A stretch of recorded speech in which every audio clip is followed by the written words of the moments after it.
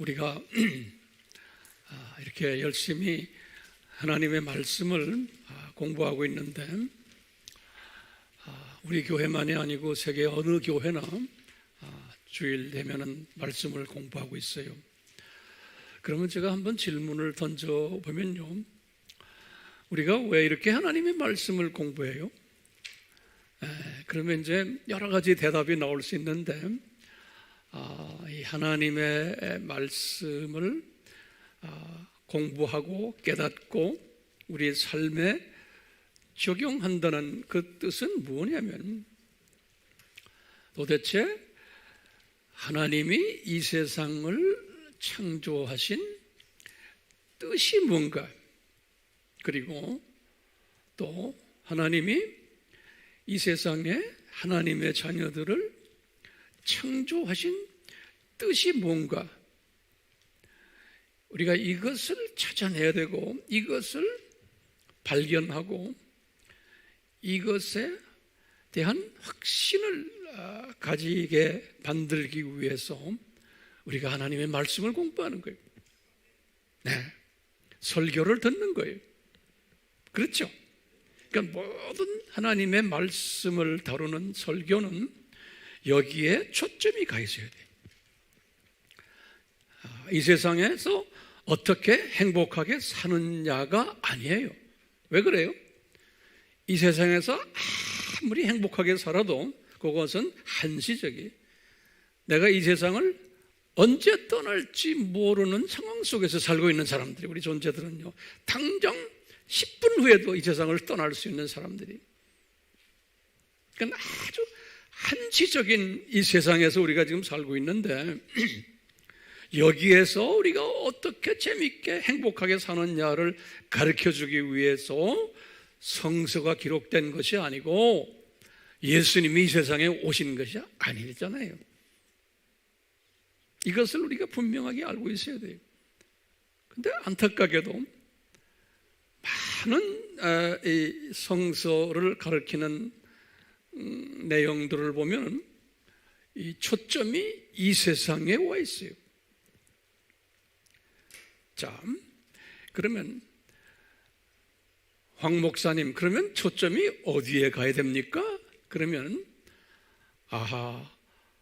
하나님의 이 세상을 만들어 놓은 목적이 무언가에 대해서 우리가 초점을 맞추면 돼요. 그 목적이 뭐냐면, 하나님의 자녀들이 이 세상에서 이 창조하신 하나님의 창조 목적을 다시 재교육을 시키는, 강화시키는 그러한 목적 때문에 우리 인간을 이 세상에 던지셨구나. 그리고는 소정 기간 동안에 이 훈련을 시킨 후에 다시 불러 가시는구나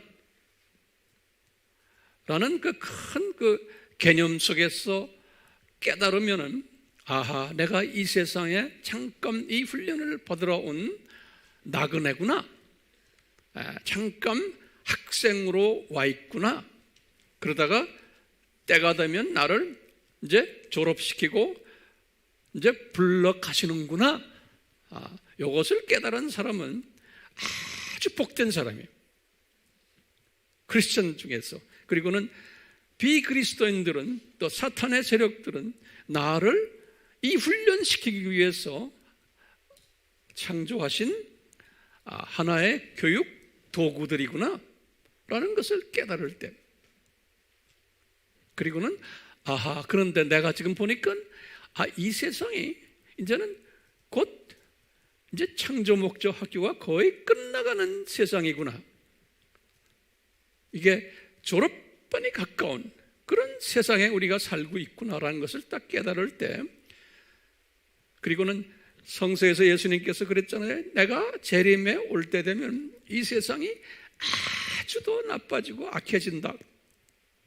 그래서 너희들이 엄청난 핍박을 받을 거다, 미움받고, 그런 말씀이 그대로 지금 이루어지는 이 세대에 우리가 살고 있구나 라는 것을 깨달을 때는 나의 세계관이 변해버리는 거예요. 이 세상을 보는 시각이. 그렇죠? 예. 그러면 이제 여러분들이 나에게 이제 질문을 할 거예요. 목사님, 그런 것을 우리가 어떻게 알 수 있어요? 이 세상이 창조 목적 학교라는 것을. 제가 많은 예화를 들면서 또 많은 가르침을 통해서 말씀을 드려왔어요. 오늘도 그 주제에서 벗어나지 않고 오늘 주제의 말씀을 또 공부할 거예요. 오케이? 그런데 다시 한번 간단하게 보시면 여러분도 이 부분을 다 알지만 간단하게 정리하는 연습을 할 필요가 있어요. 이제 뭐냐?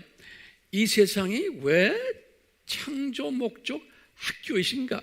이 말은 뭐냐면 하나님의 예정된 자녀들을 창조 목적을 재교육을 시키기 위한 학교구나, 이 세상이 라는 것을 이제 전제로 우리가 깨달은 다음에 이 창조 목적을 교육시키기 위해서 어떻게 이 교육 프로그램을 디자인하셨나? 삼위 하나님이 분명히 교육 목표가 있고 그 프로그램을 이분이 디자인하셔야 되잖아요. 그것을 우리에게 가르쳐 주셨어요. 이 성서에 보면은 그것을 어떻게 디자인하셨냐면 아예 창세전에 보시면 창세전에 삼위 하나님이 이제 계셔가지고 이 삼위 하나님이 창세전에 디자인하신 거예요. 예수 하나님을 이 세상에 보내서 이 십자가에서 죽으시는 사건을 이걸 가리키는 하나의 아주 중요한 도구로 우리가 그래서 쉬운 말로 이 창조 목적 학교의 교장 선생님으로 예수님을 이 세상에 이제 내려보내서 이제 십자가의 저주를 받으시는, 그래서 그 저주를 받으시고는 완전히 우리에게 복을 다시 회복시켜주는 이러한 프로그램을 만드신 거예요. 이 프로그램 속에서 오늘 제가 오늘 이 설교도 이제 그렇게 할 거예요. 그러면 여기 우리 항상 기억나잖아요. 창세전에 언제 십자가에서 죽으실 것을 디자인하셨나? 그러면 바울이 깨달은 거죠. 고린도전서 2장 7절 우리 알지만 또 적으세요. 로마서 16장 25절 26절 에베소서 1장 3절에서 14절 성경 구절이 더 있지만 이것만 대표적으로 외워두세요. 그 다음에 이렇게 창세전에 디자인을 하시고는 창세를 또 하셨어요. 영원 세계에서. 지금부터 말하는 걸 잘 들으세요. 창세하실 때 내가 공간이 없어서 여기다 적질 않아요. 창세하실 때 창세기 1장 1절이 창세하실 때 하나님이 엘로힘 하나님이 삼위 하나님이 하늘들과 땅을 창조하셨다 그랬어요. 하늘들과 땅을. 우리 알다시피 하늘들은 1층천과 2층천이죠. 그 다음에 땅을 창조하셨다 그랬어요. 그럼 이 땅은 이 지구예요. 이 지구. 근데 이 지구를 창조하실 때는 다른 별들은 창조 안 했어요. 다른 별들은 나중에 창조해요. 그러니까 그 많은 별들 중에 지구만 먼저 창조하신 거예요. 그러니까 이 지구가 이 하나님 나라에 수없는 별들 있는 그 안에서 센터가 하나님이 만들어 놓은 센터의 지구가. 이 지구의 센터 중에 이 지구가 유니버스의 센터인데 이 지구의 센터에다가 또 센터를 만드신 것이 지금 어디예요? 에덴 동산인 게 센터 중에 센터가. 근데 신기하게도 지구를 만드실 때 우리가 지구를 공부했죠. 지구의 두께가 약 한 7,000km 되죠. 그런데 위에 한 3,000km는 그냥 흙이고 그 다음에 아래로 내려와서 4,000에서 한 7,000까지 내려가는 그 밑은 용암으로 되어 있는 뭐로 되어 있어요? 지옥으로 되어 있는 거예요. 그러니까요, 창세기 1장 1절에서 이미 지옥을 만들어 놓은 거예요. 예, 그게 신기한 거예요. 이 창조 목적 학교를 하기 위한 하나의 도구들이에요. 지옥을 이미 만들어 놨어요. 그리고는 창세기 1장 1절과 2절 사이에 엄청난 간격이 있는 거예요.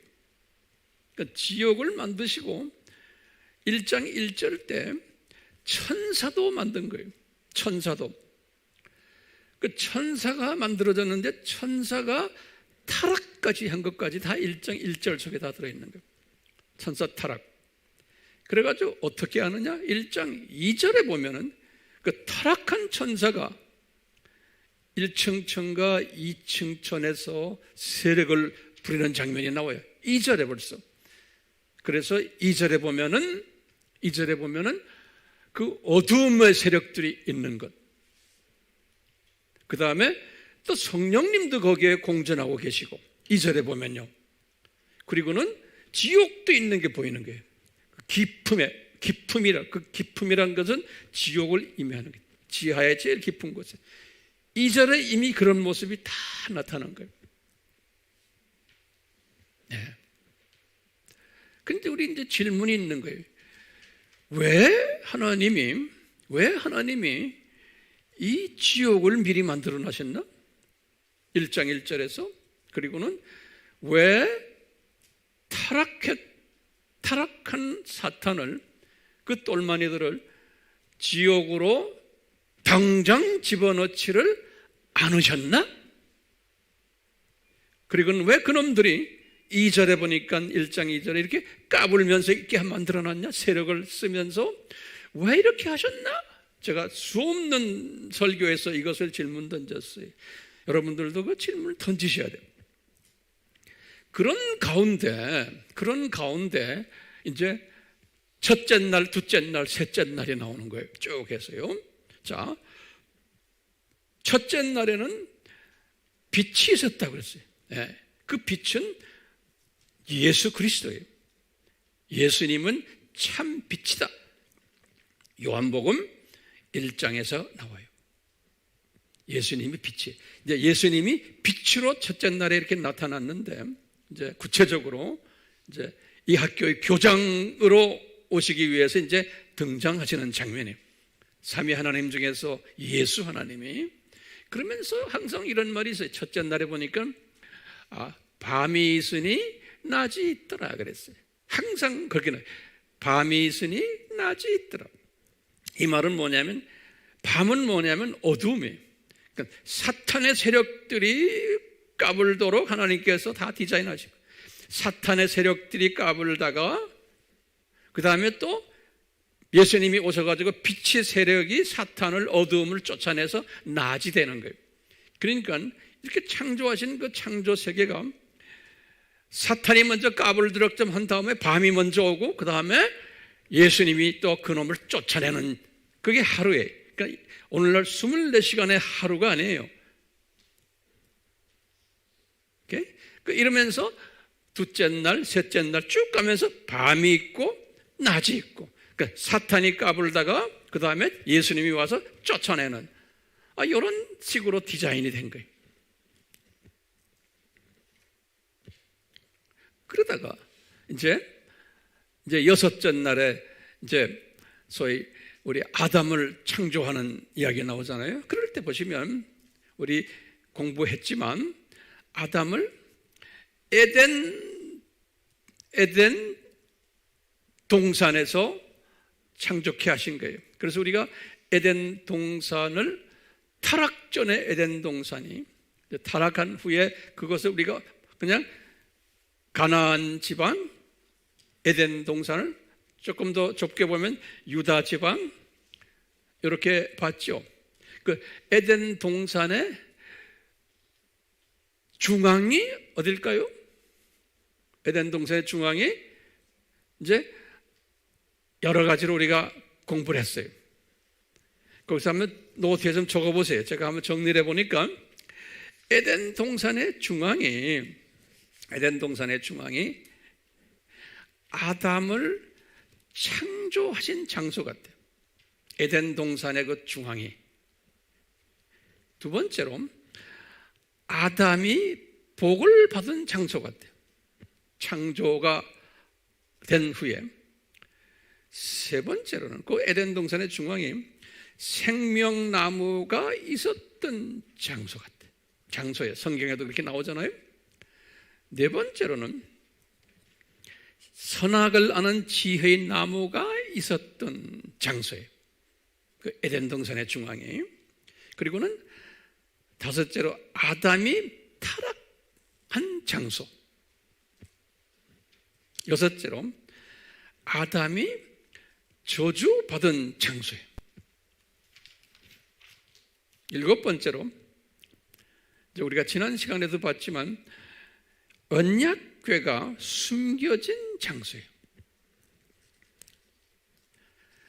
제가 지난 시간에 언약궤 이야기하면서 그 란 와이엇 이야기했죠. 란 와이엇이 1933년에 태어나서 1999년에 죽은 분이라고 말했어요. 근데 내가 지난 시간에 2001년에 이스라엘 정부가 예레미야 동굴 탐사하는 걸 허가했다 그랬죠. 거기다 적으세요. 내가 지난 시간에 그걸 때 란이 허가를 받은 게 아니라 이분은 이미 죽었기 때문에 이분의 동료들이 허가를 받은 거예요. 지난 시간에 내가 이야기할 때 란이 허가를 받은 것처럼 이야기한 것 같아. 내가 지금 보니까 란은 이미 죽었기 때문에 그 동료들이, 그 제자들이 이제 허락을 받았다. 그렇게 기억해 주세요. 이 란이라는 사람은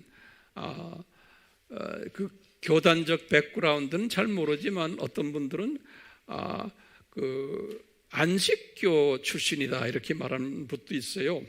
그래서 안식교는 우리나라에서는 이단이라고 이제 말하잖아요.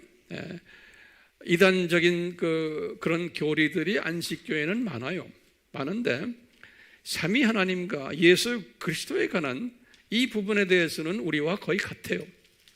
그렇기 때문에 미국의 복음주의 그 연합회나 이런 데서는 제가 그쪽 동네에서 오래 살았기 때문에 그래요.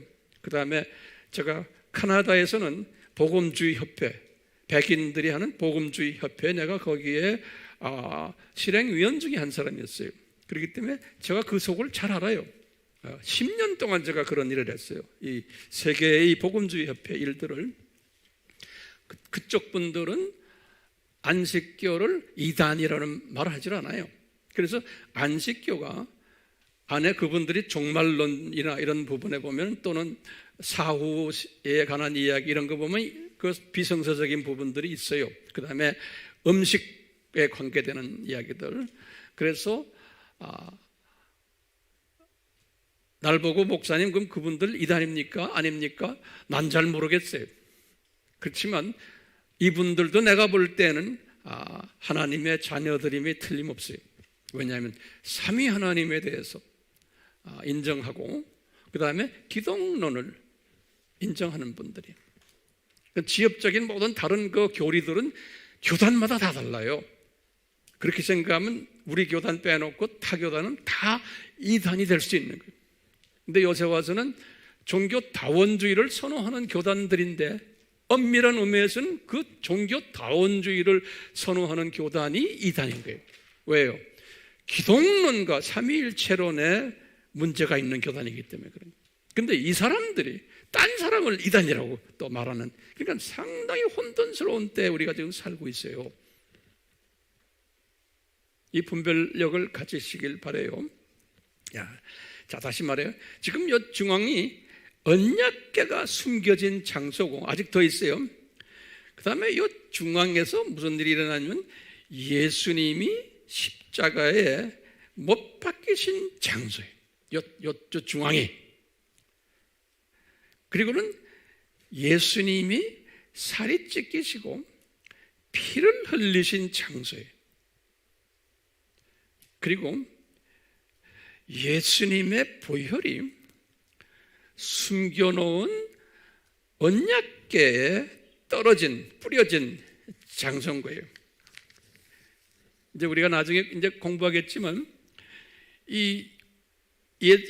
여기 지금 예수님의 보혈을 이제 여기 이제 자비석이라고 그래요. mercy seat이라고 그래요. mercy, 자비라는 말은 석이란 게 mercy seat, 이 의자, 장소란 소리. mercy seat 또는 속죄소라고 그래요. 여기가 속죄소인데 피를 이제 제사장이 와가지고 이 피를 속죄소에다 뿌려요. 굉장히 중요한 개념이에요. 나중에 이제 제가 설명할 거예요. 그러니까 이 양의 피 또는 염소의 피를 또는 황소의 피를 속죄소에다 뿌려요. 요 법궤에다 뿌리는 게 아니고 속죄소. 그래서 이름을 mercy seat이라고 하는 거예요. mercy란 말은 용서받는, 자비를 받는 그런 뜻이에요. mercy라는 게. 그러니까 내 죄가 씻김받고 내 죄가 속함을 받는 장소가 저 자비석이에요. 자비, mercy seat이라는 한국말로 킹제임스 한국말은 자비석이라고 그랬어요. 그러니까 석하면 돌이 아니에요. 자리라는 소리. mercy seat.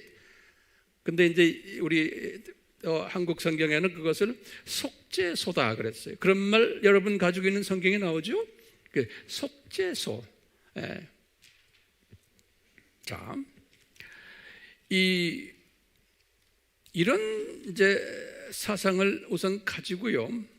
하나님께서 요 창세 때 이랬어요. 여기 보면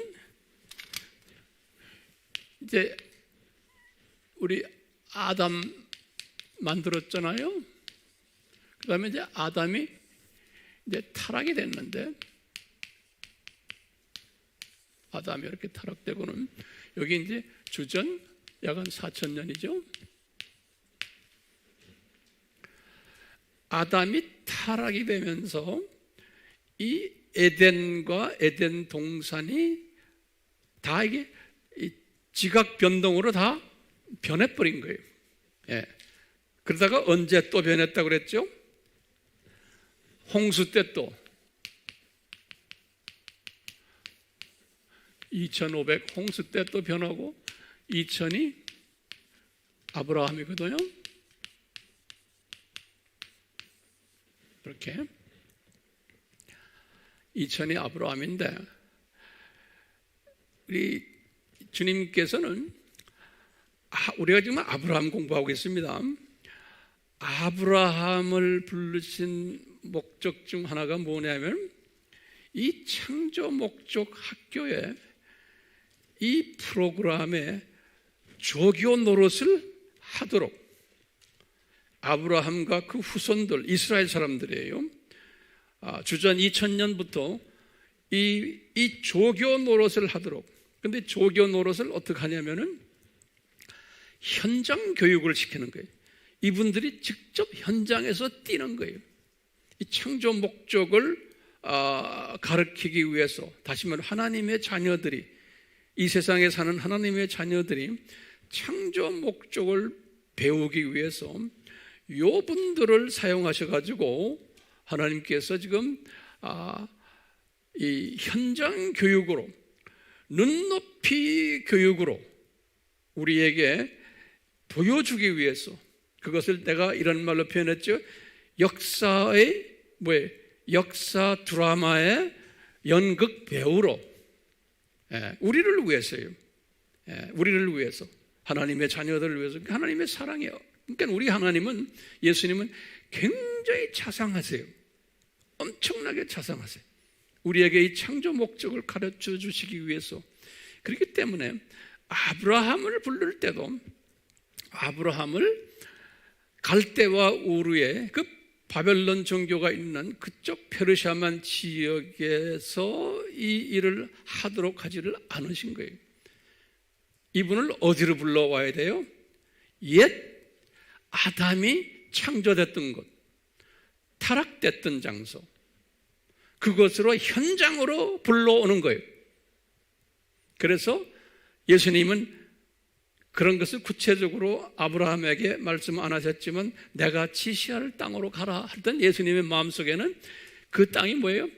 옛 내가 아담을 창조했던 곳이고 그게 에덴 동산이었고 또 에덴의 중앙이었고 그쪽 동네로 내가 너를 이제 보낼 거다. 거기 가서 직접 그 땅에서 이제 내가 시키는 대로 행동을 하라는 거예요. 직접. 그래서 이분은 아무것도 모르고 거기에 이제 가서 이제 행동을 하기 시작하는 거예요. 행동을 하기 시작하는데 이제 이분이 아브라함이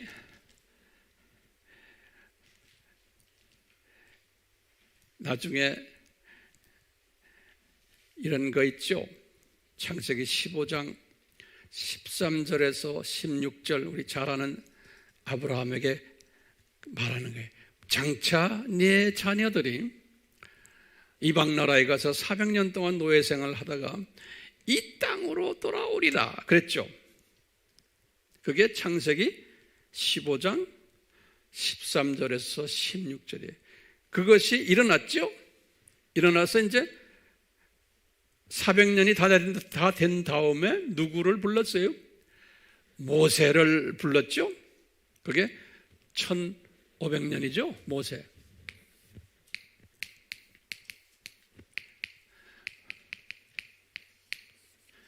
지금 모세를 이제 불러가지고 출애굽을 시킨 거예요. 출애굽이 된 다음에 어떻게 됐어요? 이 사람들이 출애굽을 하고는 요 광야에서 40년 있었죠? 요 분들이요, 요 광야에서 40년을 있는 장면이. 그래서 이제 출애굽을 하자마자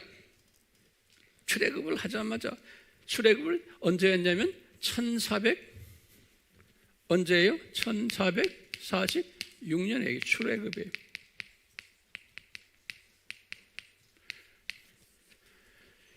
출애굽을 해서 지금 광야에 딱 들은 이 광야예요. 광야에 왔는데 광야에서 40년 있었죠.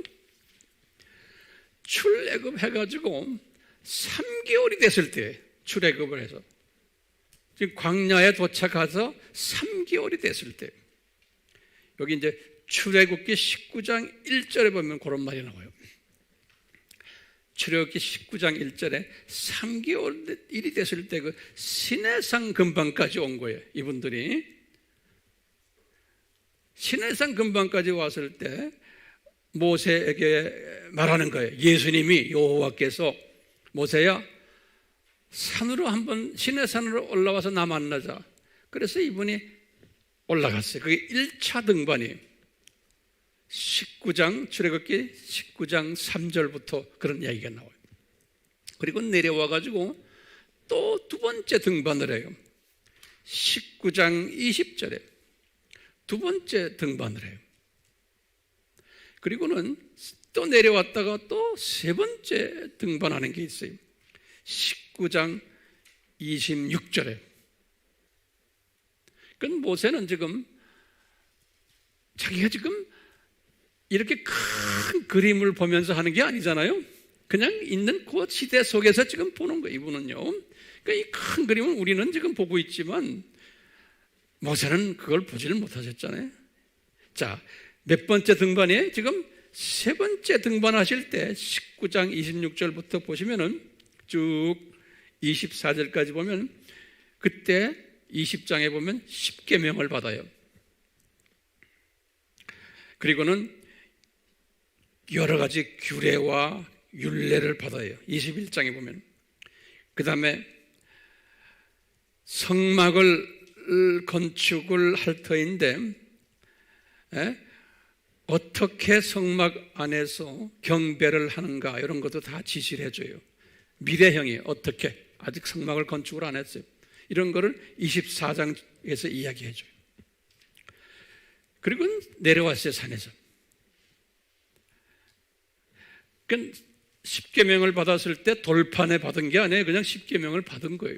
돌판에 받은 게 아니에요. 이때는. 그리고는 네 번째로 또 등반하시는 거예요.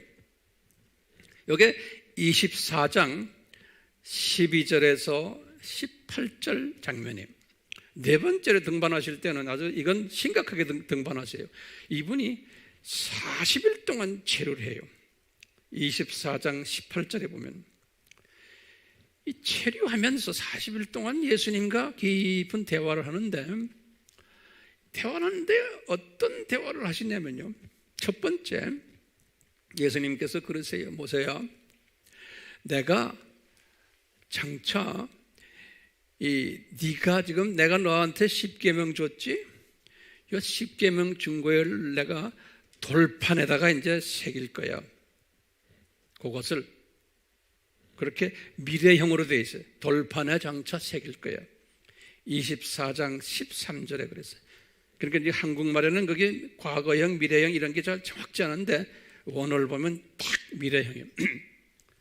그리고 두 번째로 뭐라고 그러시냐면 4차 등반 때 지금 40일 동안 좀 올라가서 지금 대화하시는 거예요.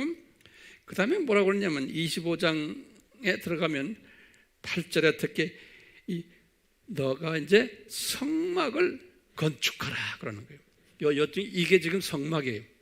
이 도표가 이게 나중에 이제 내가 조금 설명할 거예요. 다 여러분들이 아는 거예요. 좀 다시 내가 정리를 좀 해드리는 거예요. 성막을 건축하라 그러는 거예요. 왜 이런 걸 다 건축해요? 왜 이거? 하나님의 자녀들에게 창조 목적을 위해서 이 세상에 내려오실 예수님에 관한 이야기를 가르치려고 그러는 거예요. 그래서 다 이런 걸 하라고 그러는 거예요. 예. 그리고는 그러니까 얼마나 우리 예수님이 자상하세요? 이 역사 속에서. 예? 모세는 그거 잘 모르잖아요. 그러니까 성막 건축해라. 그 다음에 뭐냐면 또 뭐라고 그러시냐면 성막 건축을 하되 그 다음에 거기다 언약궤를 만들어라 그러는 거예요. 창세기 25장 10절에서 22절이 오늘은 요 언약궤 이야기를 좀 하려고 그러는 거예요. 이 언약궤. 그런데 언약궤를 만들 때 하면서 방법론을 가르쳐 주세요. 방법론. 첫째 뭐냐면 제일 먼저 궤를 먼저 만들어라 그러는 거예요. 이 궤라는 게 뭐냐면 이거예요, 이거. 이 궤라는 한국말로는 궤라고 그러는데 영어로는 ark이에요, ark. 영어로는 ark라고 그랬어요. 이 궤라는 건 괴짝이에요, 괴짝. 이 괴짝이에요. 이 궤를 만들 때 거기에 아주 자세하게 25장 10절에서부터 16절에 보시면 궤를 어떻게 만들어내는 걸 자세하게 설명했어요. 간단히 보시면 하나하나 적으세요. 시띠나무로, 다시 말해 조각목이라고 그래요. 시띠나무로 궤를 짜는데 길이가 성서에서는 큐빅으로 나왔어요. 2.5 큐빅이에요. 다시 말하면 약 한 1m 25 정도 돼요. 제가 보니까 1 큐빅이 약 0.5m로 계산하시면 돼요. 1 큐빅이 피트로는 1.5 피트예요. 그래서 그냥 제가 계산해 보니까 여기 보면 여기 1.25 여기 0.75 요 가로 세로 높이가 0.75 세로 이게 가로에 세로예요. 이 가로 1.25 이렇게 되는 거예요. 이런 크기로 정확하게 이 크기로 하라는 거예요. 그러니까 전부 다 금으로 안팎을 만들고 그 다음에 이 금태도 여기 이 금태도 다 만들고 여기 금태. 그 다음에 여기 금고리를 금고리 여기 네 코너에 금고리를 만들어서 그 다음에 여기 이제 지팡이. 그래서 이 제사장들이 어깨에다 밀 수 있게. 그래서 이게 그냥 지팡이라 보시면 돼. 다 금으로 이렇게 해서 만드는 이게 궤예요, 궤. 예. 이 이야기가 출애굽기 25장 10절에서 16절에 자세히 나와요. 나중에 이제 셀록 이제 여러분들 공부할 때 그 내용을 같이 읽어가면서 보세요. 이 도표를 보시면 도움이 돼요. 그 다음에 말씀하시는 게 이 말씀 끝나고는 25장 17절에서 22절에 이 말씀이 굉장히 중요한 말씀이에요.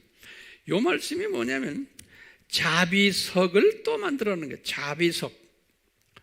자비석은 mercy seat이라고 그래요. mercy seat. 제가 여기다 적었나요? 자비석? 네. mercy seat이라고 그래요. mercy라는 거는 자비란 뜻이에요. seat란 건 자리라고. seat. 자비석을. 그러니까 앉는 자리를 seat라고 그래요. 그래서 mercy seat. 한국말로는 또 뭐로 되어 있어요? 속죄소. 그렇죠? 예. 속죄소. 이렇게 이 사이즈를 그렇게 만든 사이즈를 보니까 똑같아요. 이 판이니까 높이는 없어요. 가로 세로 그 사이즈가 이거하고 똑같아요. 됐어요? 이 괴하고 똑같아. 사이즈가 높이만 없는 거예요. 그래가지고 이 판을 만들어가지고 그 판에다가 꼭 중요한 게 있어요. 구룹 천사예요. 구룹 천사가 제일 높은 천사 아니죠? 금으로 만든 구룹 천사를 두 천사를 양쪽 끝에다가 이렇게 딱 세워놓고 두 날개를 가지고 구룹 천사가 그 다음에 서로가 쳐다보면서 이 구룹 천사를 그 위에다가 조각을 해서 올려놔라는 거예요. 어디에다 올려놔요? 자비석에, 속죄소에. 그러니까 구룹 천사가 쫙 거기에 이제 있는 거예요. 예. 그래가지고요, 이 구룹 천사가 이 자비석을 덮고 있는 거예요. 이렇게 덮고 있는 거예요. 그러시면서 예수님이 모세에게 하시는 말씀이 이 자비석을 지금 법궤가 아니에요. 그냥 좀 이따 설명해. 이 궤예요. 이 궤 위에다가 올려놔라는 거예요. 예. 그래서 이 자비석이 궤 위에 지금 올라가 앉은 거예요. 예. 그래서 이 올라가 앉아서 이 자비석 위에 이 두 지금 그룹 천사 사이에 예수님이 그러는 거예요. 내가 항상 나타날 터이니 내가 너와 거기에서 대화할 거라는 거예요. 그러니까 굉장히 중요한 개념이 이 자비석 요 위에서 여기에서 예수님과 모세와 만나는 장소고 여기에서 대화하시는 장소인데 앞으로 내가 너에게 지시할 여러 가지 계명들과 규례들을 저기에서 내가 너와 만나가지고 나하고 대화하겠다는 거예요. 네, 여기에서. 네. 그렇기 때문에요, 이 자비석이 굉장히 중요해요. 왜냐하면 이 자비석과 이 궤와 이것을 합해서 뭐라 부르냐면 언약궤라 부르는 거예요. 이 언약궤는 궤, 악 플러스 멀시스의 자비석이 여기 합해서 언약궤라 그러는 거예요. 언약궤. 언약궤를 요거는 영어로 외워두세요. The Ark라는 건 궤란 소리예요. The Ark of Covenant. 그랬죠. 우리 Covenant만 알죠? 요거는 계약이란 뜻이에요. Covenant라는 액센트가 카에 있어요. Covenant. 법적 계약을 이해할 때 그래서 이것을 The Ark of Covenant 그래요. 그것을 한국말로 언약궤다 이렇게 했어요. 그래서 성서에 보면요, 언약궤의 다양한 이름들이 있어요. 여기까지 잘 따라오세요? 오케이? 언약궤, 여호수아서 3장 3절, 역대상 13장 6절, 또 이것은 하나님의 궤, 그래. 사무엘상 4장 11절, 29절, 또는 이스라엘의 하나님의 궤, 사무엘상 5장 8절에, 또는 주의 궤, 주라는 말은 누구의, 구약에서의 주는 the Lord, 야훼라는 뜻, 야훼의 궤, 그런 소리. 예수님의 궤라는 소리. 주의 궤 하는 것은요. 그러니까 여기도 하나님의 궤 하면 이때는 이 하나님은 예수님을 지칭하는 거예요. 이때는 또 주의 언약궤, 역대하 5장 7절, 또는 증거궤 그러는 거예요. 왜냐하면 이 증거판이 누구냐면 십계판이에요. 십계판 두 개가 있죠. 그 10개의 돌판을 증거판이라고 그래요. 그래서 이 10개의 그 판이 들어있는 궤, 그런 소리란 말이죠. 그래서 증거궤란 말을 써요. 증거궤를, 증거란 말, 테스티모니라는 단어 쓰거든요.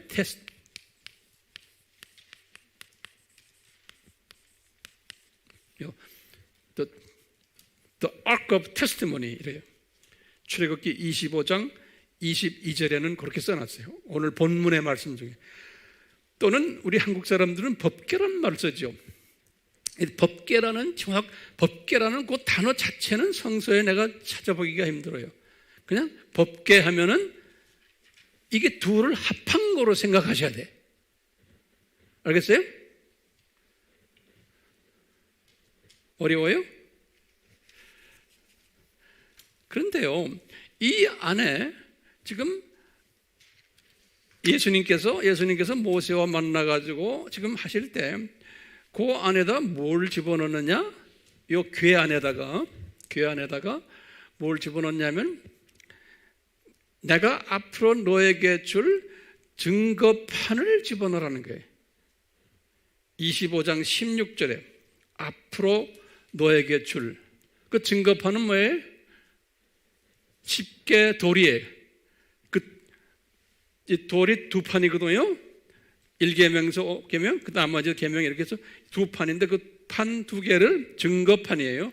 이것을 요 궤에다 집어넣으라는 거예요. 오케이? 출애굽기 25장 16절. 그러니까 아직 집어넣지.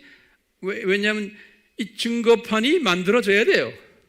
그 부분은 제가 이제 다음 시간에 좀 더 설명이 좀 필요해요. 오케이? 그 다음에 실제로는 우리가 알다시피 히브리서 9장 4절에 보면 그 안에 뭐가 들어있어요?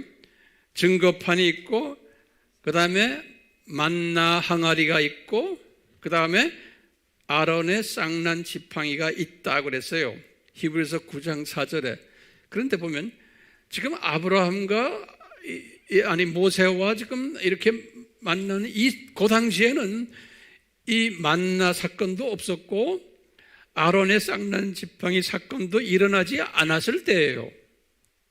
그러니까 우리가 이 시간관념을 가지셔야 돼. 알겠어요? 예. 그것은 지금 이게 지금 몇 개월 후에요. 출애굽하고 3개월 때 지금 이야기하는 거예요. 예. 이 만나 사건과 아론의 쌍난 지팡이 사건은 출애굽하고는 그 다음 해부터 일어나는 거예요. 예, 그 다음 해부터. 그래서 그것은 이제 민수기에 나오는 이야기들이에요. 그렇지만 미리 그렇게 디자인을 하신 거예요. 예. 자, 이렇게 디자인 하셨어요. 자, 그러면요. 이 언약궤를 그러면 어디에다가 두라고 하셨냐면 아주 정확하게 지금 언약궤는 이거예요. 이 언약궤를 이렇게 만들어가지고 어디에다 두냐면 내가 너에게 말했지 성소를 만들어라 그랬거든요. 이 성소 또는 성막이라고 그래요. 똑같이 오늘 본문의 출애굽기 25장 8절에 보면 제일 먼저 성소를 만들어라. 그리고는 또 자비 석도 만들어라 그런 거예요. 궤도 만들고 이 성소를 만들어라는 말이 여기 나오는데 성소는 뭐냐면 지금 이거예요. 그러니까 이제 장차 만들 것들이 이제 모세에게 성소를 보시면은 우리 알다시피 성소가 정확히 성소에서는 그 큐빅이 나와요. 100큐빅, 그 다음에 여기 50큐빅이. 이 사이즈를 우리가 잘 아세요. 예. 그리고는 그 안에다가 성소를 만든 성소에 보면 크게 세 부분이 있어요. 뜰이 있고, 그 다음에 뜰 안에 여기에 성소가 있고 지성소가 있는 거예요. 그래서 이제 이 성소 지성소는 이건 내가 미터로 아니죠. 큐빅으로 해요. 10큐빅, 10큐빅. 이 성소는 여기 20큐빅. 그래서 이 사이즈가 꼭 성소가 지성소보다 2배 넓어요. 됐어요? 예. 근데 이제 이 지성소가 이렇게 있는 거예요. 이 성소를 만들어 놓고는 여기 자세한 이야기는 여러분들 아니까 내가 설명 안 해요. 자, 보세요. 이 지성소 안에다가 요것을 집어넣으라는 거예요. 지성소 안에다가. 그러니까 요 지금 요 언약궤를 요 지성소 안에다 집어넣는 거예요. 지성소 가장 거룩한 곳이에요. 예. 이 지성소 안에다 집어넣으라는 거예요. 그래가지고 그 말씀이 지금 오늘 본문의 말씀이 지금 몇 개월 후에 몇 개월? 3개월 됐을 때 예. 몇 번째 등반했을 때예요? 4번째 등반했을 때예요. 예. 자, 오늘은 간단하게 내가 이제 이 부분을 좀 설명해 드리려고 그래요. 나중에 이제 레위기를 보시면은 레위기 16장에 보시면은 레위기 16장에 보시면은 우리 잘 아는 대로 굉장히 자세하게 나와요. 자, 그런데 여기 좀 보시면 요 지금 요 안에 여기 지금 여기 보세요. 여기에 지금 이 내용물이 3개가 있죠. 이 궤 안에 처음에 이게 뭐예요? 예, 거기다 적으세요. 이 십계명판은 뭐를 상징하냐면 십계명판은 성부 하나님을 상징을 해요. 십계명판은 성부 하나님. 그 다음에요, 만나 항아리. 만나는 생명의 떡이 되는 예수님을 상징하는 거예요. 예수님의 모형이에요. 생명의 떡인. 그 다음에 쌍난 아론의 지팡이는 성령님의 기적을 나타내는 표상이고, 그래서 성령님이고, 지팡이는 성령님의 지팡이, 성령님이 가이드하고 성령님이 돕고 하는, 이 지팡이가 우리를 그렇게 가이드해주고 돕는 일 하잖아요. 그래서 기적을 일으키는 성령님과 가이드해 주시는 돕는 자 성령님을 의미해요. 다시 말해요, 증거판은 누굴 의미해요? 삼위 하나님, 아니 성부 하나님. 그 다음에 만나는 예수님. 그 다음에 쌍난 지팡이는 성령님을. 그러니까 이 궤 안에 삼위 하나님이 존재하고 계신 거예요. 이 궤 안에 삼위 하나님이, 다시 말하면 이 궤 자체가 뭐냐면 하나님의 삼층전 보좌의 모습이, 하나님이 삼위 보좌의 모습이. 그래서 이 궤 안은 하나님의 삼위 하나님이 계시기 때문에 물리적으로도 그 안에 하나님의 영광으로 가득 차 있었어요. 그래서 아무도 거기에 들어가지 못해요. 궤 안에. 네.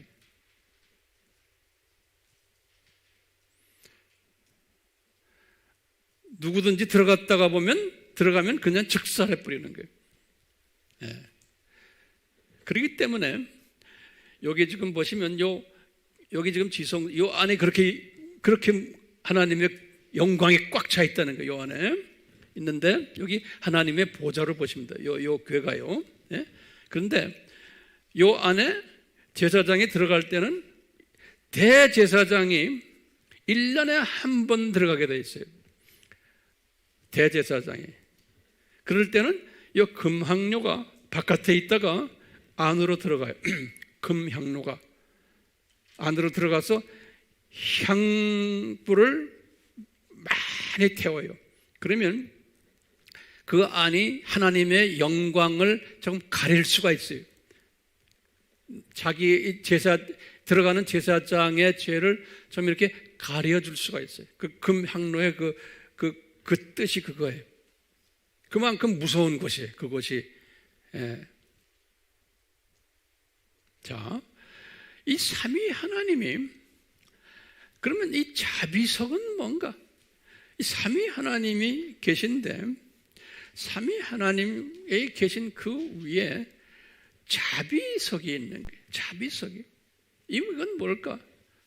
삼위 하나님께서 창세 전에 예수 하나님을 이 세상에 보내셔서 이제 자비를 베푸시는 일을 하실 것을 디자인하신 거예요. 피를 흘리실 것을. 그래서 그 피에 의해서 하나님의 자녀들이 다시 살아나는 역사가 일어나도록, 그래서 자비를 베푸는 것이고 용서를 베푸는 것이에요. 그렇기 때문에 이 언약궤는 보좌에 계신 삼위 하나님과 또 이 세상으로 내려오셔서 십자가에서 죽으실 예수 하나님의 그 십자가 사건과 생명을 회복시키는 사건이 그 속에 숨겨져 있는 거예요. 그 속에.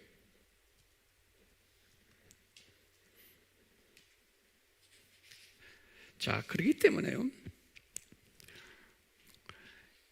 이것을 염두에 두시고 오늘은 제가 간단히 레위기 16장을 우리가 공부할 거예요. 간단하게. 나중에 우리가 셀 모임 때 여러분들 다시 보시길 바라요. 그래서 이제 레위기 16장은 뭐냐면 아론을 대제사장으로 해서, 그 레위기는 언제냐면 이제 출애굽해가지고 그 다음 해부터의 이제 모세가 받은 제사 방법이에요. 광야에서요. 그럴 때 레위기 16장에서는 자세하게 가르치는데 언제냐면 나팔절 때, 나팔절 우리 절기 공부했잖아요. 나팔절은 이스라엘 사람들의 성력이 아니고 무슨 날이에요? 밀력 1월 1일이에요. 밀력 1월 1일이에요. 성력으로는 7월 1일이에요. 요거는 공부 다 했죠? 자, 보세요. 요 1월 1일 되는, 다시 말하면 이제 가을에 나팔절이에요. 이때 나팔절 7월 1일 날에 나팔을 불고, 그리고는 열흘 동안 회개하는 기간이 있어요. 그리고는 10일 되는 날, 1월 10일에 또는 7월 10일에, 7월 10일은 성력으로 7월 10일이에요. 그때 이제 대제사장 아론이 이제 1년에 한 번씩 들어가는 이 지성소로 들어가는 거예요. 아론이 들어가는데, 아론이 죄인이기 때문에 아론도 제일 먼저 자기와 자기 가족의 죄를 먼저 씻어내야 돼요.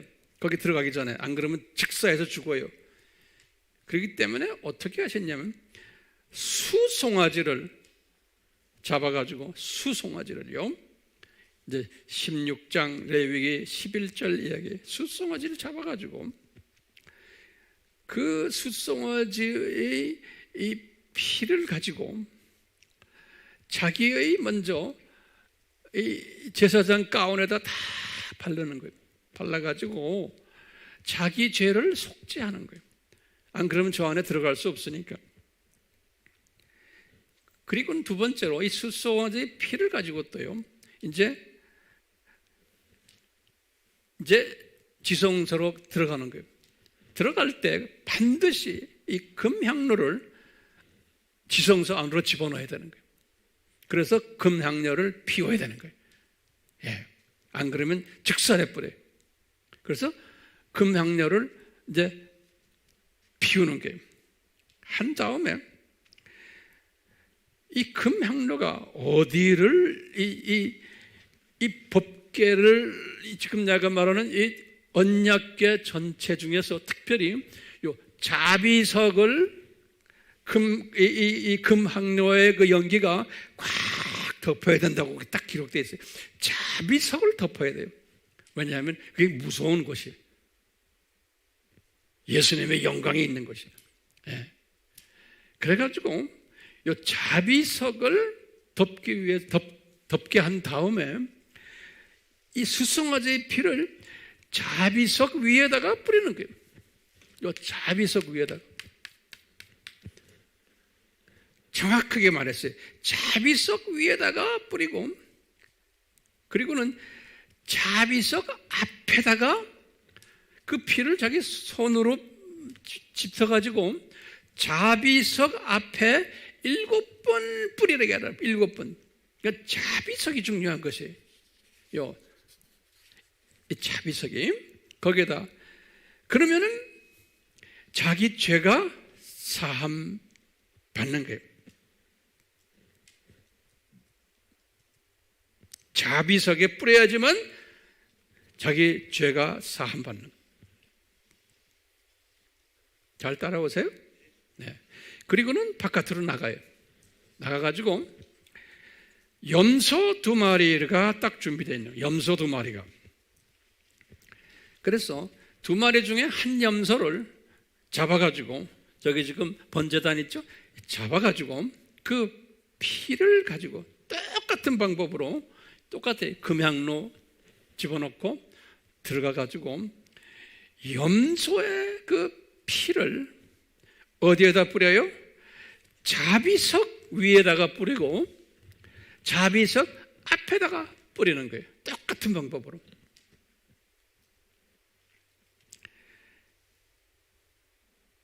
이렇게 하고 이제 끝난 다음에 나오는 거예요. 다시 나온 다음에 아직 살아있는 염소 하나가 더 있는 거예요. 그 염소를 우리가 아사셀 염소라고 그러죠. 영어로는 scapegoat라고 그래요. scape.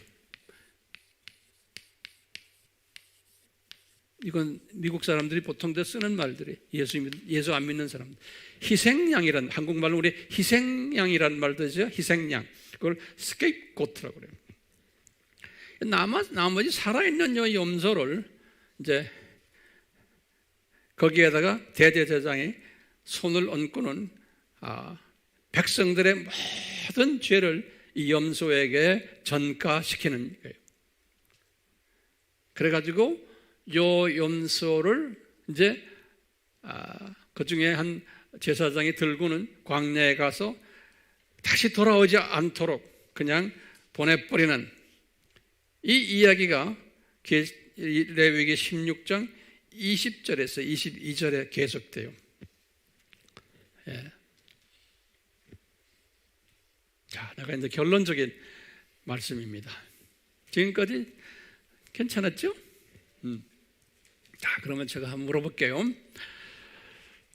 지금 요 속죄소, 요 속죄소 또는 언약궤, 여기 전체가 언약궤예요. 언약궤는 다시 말해 이 궤하고 삼위 하나님에 계신 궤와 예수 그리스도의 십자가 사건이 있는 요거 다 합한 것이 언약궤예요.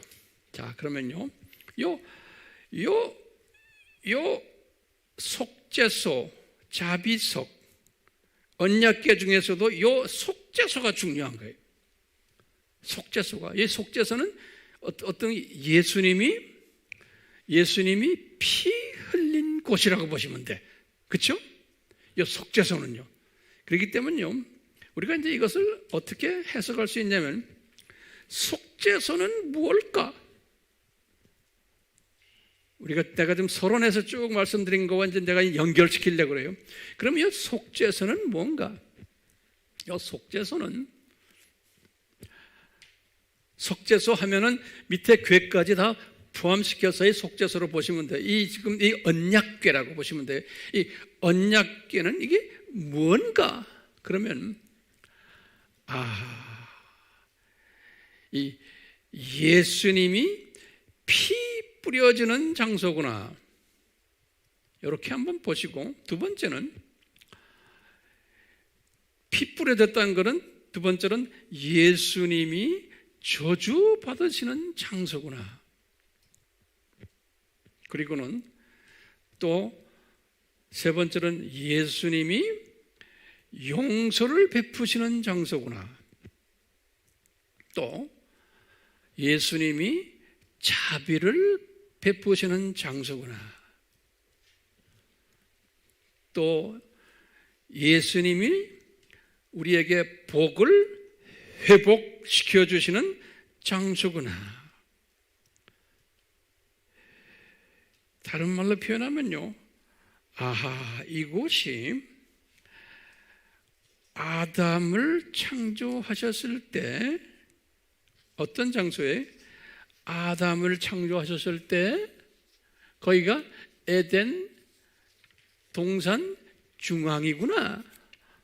에덴 동산 중앙이구나. 이렇게 우리가 또 볼 수가 있어요. 다시 말하면 생명나무가 있었던 곳이었구나. 선악을 아는 지혜나무가 있었던 장소였구나. 아담이 타락된 장소였구나. 다시 말하면 이게 에덴 중앙이었구나. 에덴 동산의 중앙이었구나. 이렇게 이제 우리가 좀 넓게 보면서요, 그곳에 우리 지난 시간에 봤지만 예레미야 동굴에 언약궤를 숨겨진 장소였구나. 이렇게 추리해 보면서요, 이제 그 장소인데 거기에 물리적으로 지금 언약궤가 거기에 우리에게 현장 교육을 시키기 위해서 이 언약궤를 그 장소에다가 갖다 놓으신 거예요. 지금 이렇게 누구의 이 모세에게는 이 언약궤를 이렇게 만들어라 해서 이스라엘 사람들이 계속 이 안에서 이 죄사함 받는 연습을 하게 하시다가, 우리 알다시피 586에 바벨론 사건 있죠? 바벨론 이 포로 사건 전에 예레미야를 통해서 요 언약궤를 앞으로 이제 죽으실 예수님이 피를 흘리실 그 자리 땅 밑에다가 굴에다가 숨겨놔라. 그래서 정확하게 그 자리에다 예레미야 팀들이 숨겨놓은 것 같아요. 숨겨놓고는 때가 되어서 예수님이 십자가에서 죽으실 때 아주 그 자리에서 탁 죽으신 거예요. 그래서 피가 그냥 내려왔는데 그 언약궤에 어디에 내려왔어요? 자비석에 피가 내려온 거예요. 왜요? 그 자비석에 피가 내려와야지만 모든 인류의 죄가 사함을 받는 거예요. 그렇죠? 그것을 모세 팀들을 통해서, 아브라함 팀, 이 팀들을 통해서, 이스라엘 사람들을 통해서 이것을 우리에게 보여주신 거예요. 동물 잡아가지고 그 피를 어디에다 뿌려라? 자비석에다가 뿌려야 된다는 거예요. 이 말은 뭐냐면, 이제 예수님이 주후 30년에 십자가에서 죽으실 때 정확하게 그 자비석 위에 예수님의 피가 이제 내려오게 돼 있는 거예요. 그래야지만 예수님이 다 이루었다 하신 거예요.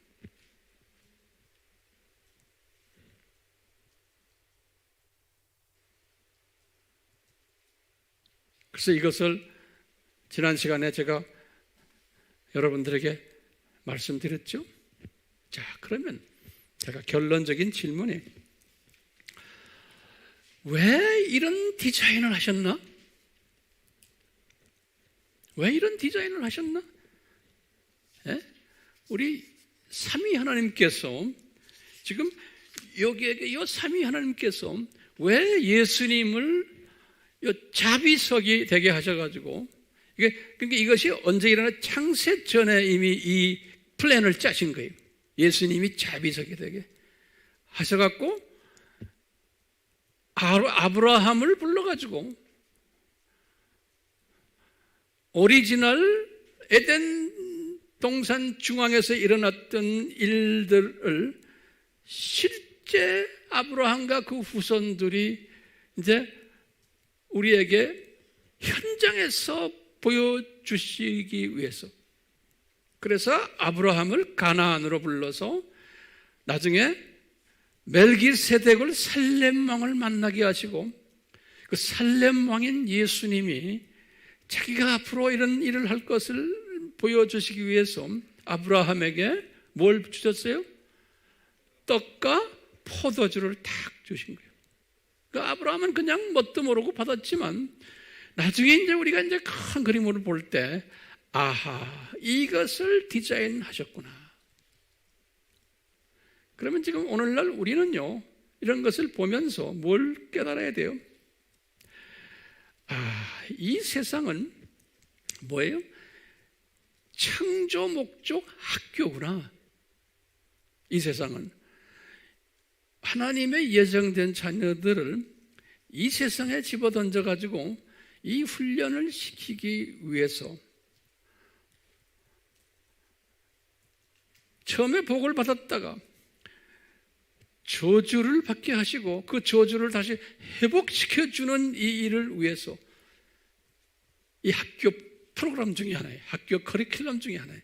그래서 예수님이 내려오셔서 복을 주시고 하나님의 자녀들이 복받고 또 저주받고 그 예수님을 통해서 다시 복을 회복하는 그 프로그램을 하나님이 아브라함의 자녀들을 통해서 구약 2000년 동안 아브라함부터 예수님까지 이걸 현장으로 실습시켜 주신 거예요.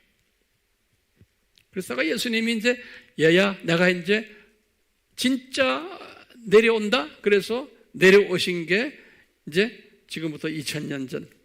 그래서 이분이 정확하게 내가 저 모리아산 저 예레미야 동굴에 숨겨진 그 하나님의 언약궤의 자비석 위에다가 내 피를 뿌릴 거다. 그리고 뿌리신 거예요. 자, 다시 한번 결론으로 말하면 왜 이렇게 하셨어요? 그러면 이 세상이 창조 목적 학교라는 것을 우리에게 가르쳐 주시기 위해서요. 그래서 그 일을 위해서 예수께서 이렇게 프로그램을 짜신 것. 그렇기 때문에 우리가 오늘날은 이것을 깨달은 우리는 이 창조 목적 학교가 이 7000년인데 우리는 거의 6000년 시대에 살고 있구나. 이때 이 예수님이 이제 재림에 오신다고 그랬거든요. 그러니까 우리는 지금 이 재림 직전에 살고 있는 하나님의 자녀들이에요. 그렇기 때문에 우리는요, 이 하나님의 디자인을 우리가 많은 사람들에게 가르쳐줘야 되는데, 이 가르치려면 내가 이 큰 커리큘럼 디자인을 내가 먼저 소화를 해야 돼요. 그리고는 내가 지금 살고 있는 것이 이 창조 목적을 공부하기 위해서 지금 이 세상에 내가 던짐을 받았는데 이제는 내가 이것을 전해야 되는구나. 왜? 이분이 이제는 이 학교를 마무리 짓는 때가 가까이 온 거예요. 그러니까 이것을 전하는 사람들이 되라고 지금 황 목사가 여기에 서가지고 이 엄청난 신비의 말씀을 여러분들에게 또 우리 웹을 통해서 제가 전하고 있습니다. 예? 이거 몰라도 괜찮아요. 이거 몰라도 전부 다 하나님 나라에 가세요. 하나님 자녀들 구원받아요. 이 구원과 관계 있는 게 아니에요. 이거는 예?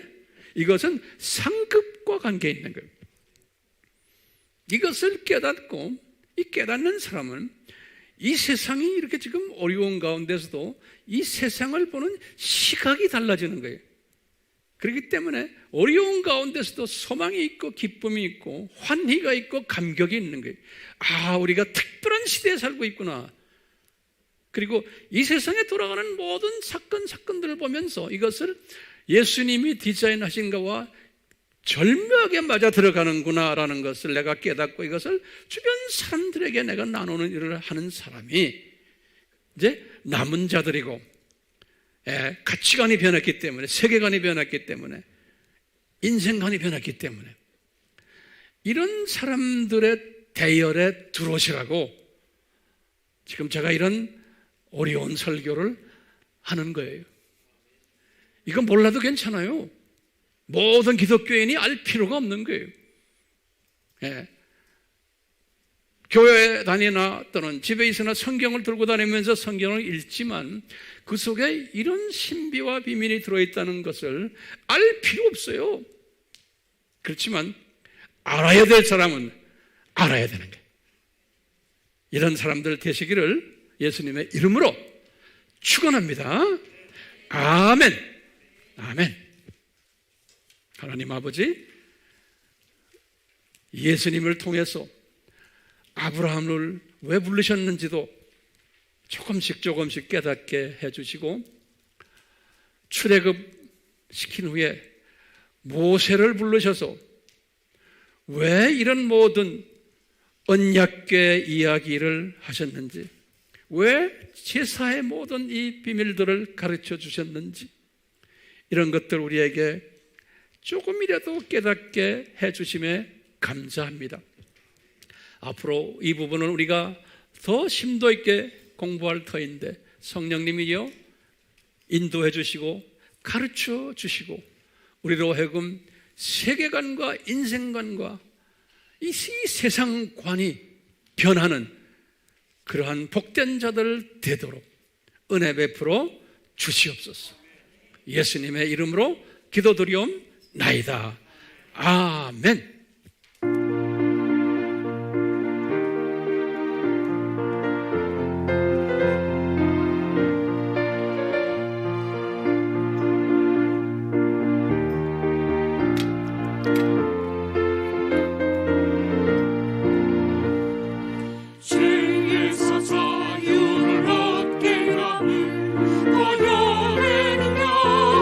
주의 원하 지하오리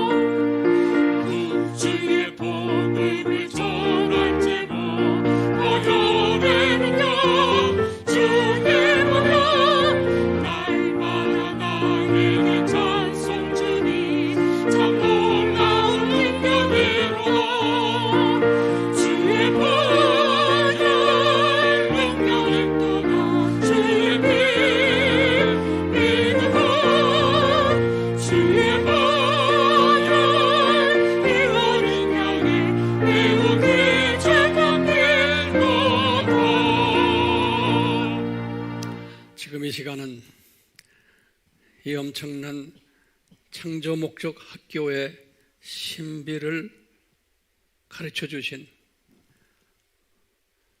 예수 그리스도의 특별하신 은혜와 하나님 아버지의 극진하신 사랑하심과 성령님의 끊임없이 더욱 깊게 넓게 높게 길게 가르쳐 주시는 역사하심이 우리에게 계속해서 임하기를 예수님의 이름으로 축원하옵나이다. 아멘.